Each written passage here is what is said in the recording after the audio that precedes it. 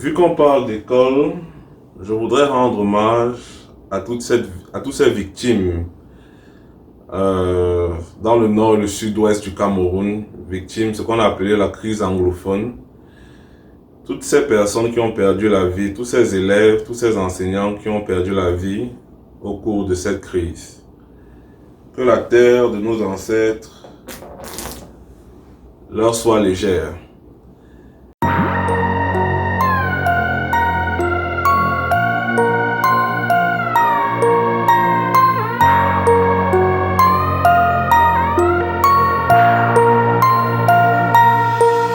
Fandena, la maison mère, adresse quartier omnisport. Mes ancêtres étaient kémis, des Ashanti et des morts. Sache qu'un lion ne parle pas, ne négocie pas une mort. Dans mon Cameroun natal, on dit que tu dors ta vie.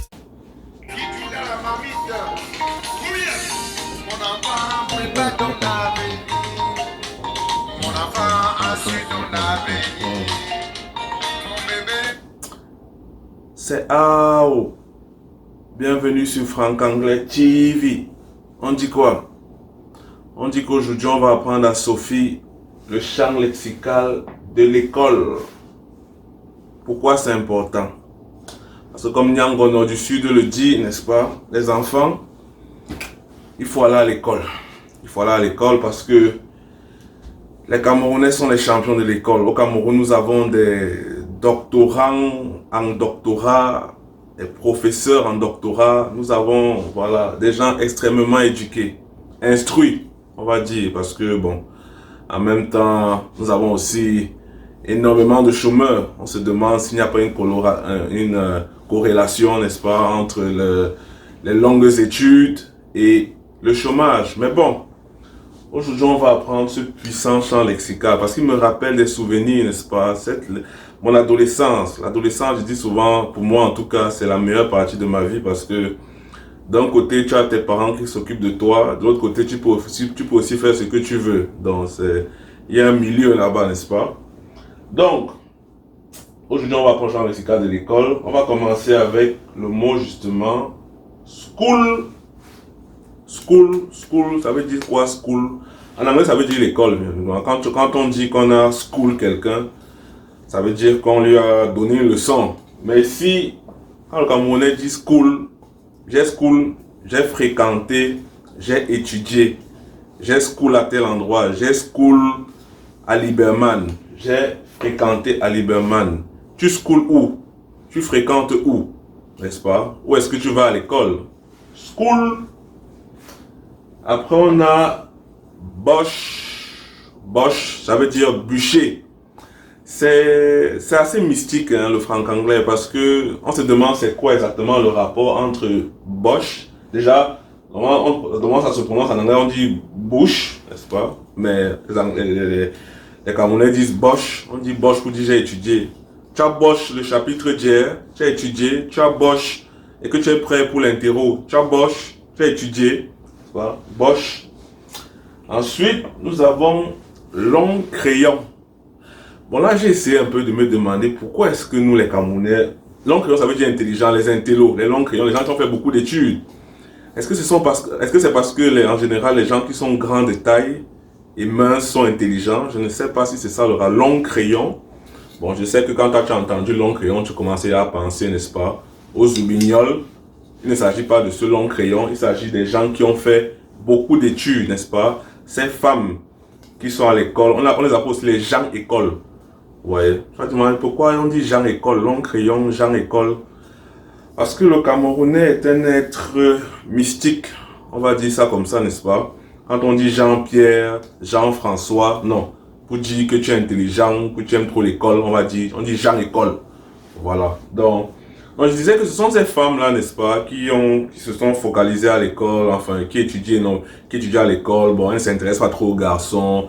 Ce sont ce qu'on appelle les geeks, les hommes qui passent le temps dans leur cahier et tout ça, que les femmes barrent, les femmes rembourent, on va dire, que les femmes, qui ne s'intéressent pas trop aux femmes et puis qui plus tard, quand ils ont leur diplôme d'ingénieur ou je sais pas trop quoi, bon, ils se vengent, n'est-ce pas, ils font du mal là dehors. Donc ce sont ces femmes aussi qui, personne ne s'intéresse à elles, elles sont à l'école, elles sont tout dans leur cahier, tout ça, mais bon, plus tard, ce sont elles qui finissent par se marier.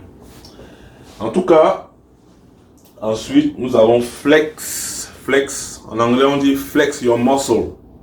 Flex, n'est-ce pas? Au sens propre, au sens figuré, ça veut dire, voilà, utiliser les grands moyens, n'est-ce pas? On dit, tu peux dire en anglais, flex on people, flex on someone. Ça veut dire, voilà, en mettre plein la vue à quelqu'un. Mais là, flex, en franc-anglais, ça veut dire réfléchir. En général, quand tu vois un Camerounais trop réfléchir, ça veut dire soit il est en train de réfléchir, il est en train de penser à l'argent, probablement, très certainement même. Soit il est en train de penser à la lasse ou au gésier. Bon, si tu ne sais pas ce que ça veut dire, continue de regarder mes vidéos. Ou alors peut-être que quelqu'un aura pitié de toi en commentaire, va t'expliquer c'est quoi la lasse, n'est-ce pas? Et si tu es Camerounais, bon, tu peux toujours mettre en commentaire c'est quoi la lasse. C'est quelque chose qui fait beaucoup réfléchir les Camerounais en tout cas. Et après, nous avons le sensei. Ce n'est pas ici sensei, le maître japonais et tout ça, non. On dit sensei, il est sensei, il est intelligent. Il a le long sense. Il pense, il réfléchit beaucoup. Le sense ici, en anglais, n'est-ce pas? En anglais, on va dire it makes sense. Ça a du sens, n'est-ce pas? C'est pertinent. Mais le Camerounais, on va dire c'est sensei. Ou alors, il est sensei. Il a le sense, n'est-ce pas? Il est, voilà, il est intelligent. Et je vais profiter de ce mot, n'est-ce pas, m'inspire une petite anecdote. Parce que là, c'est le Shabbat. Le Shabbat, dans le cadre de l'école, n'est-ce pas, dans le contexte de l'école, le Shabbat, c'est le fond de la classe. Ah oui, moi j'étais toujours assis au fond de la classe, n'est-ce pas? J'ai un parcours académique, je n'étais pas un long crayon. Par contre, j'ai eu un long casier judiciaire, n'est-ce pas? Du moins un long casier académique, peu importe.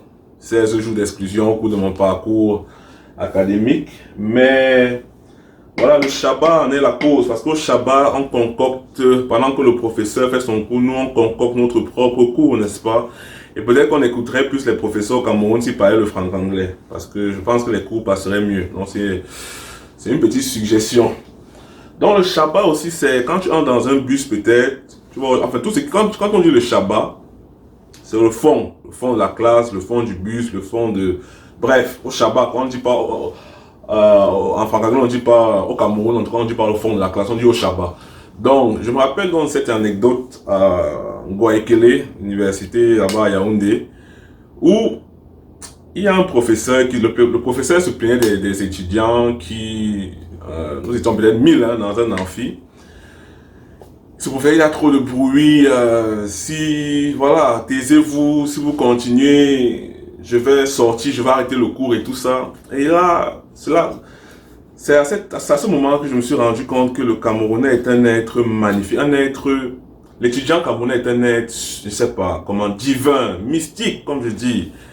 Il y a un étudiant qui a crié au Shabbat. Qui paie? Le professeur, pendant que le professeur dit, moi je vais sortir de la classe si vous continuez, l'étudiant crie, qui paie? Qui paie? En gros, c'est si le professeur sort, c'est lui qui paie. C'est lui qui a à perdre, n'est-ce pas? Bref, le Cameroun, comme je dis, c'est un pays extrêmement mystique. Donc voilà, c'est le champ lexical de l'école, n'est-ce pas? Si j'ai laissé quelques mots qui font penser à l'école, mettez dans les commentaires, n'est-ce pas? C'est important. Et en attendant la prochaine vidéo, la semaine prochaine, il faut toujours se rappeler de cette phrase importante. Être Camerounais est une bénédiction. Parler le franc-anglais est une consécration.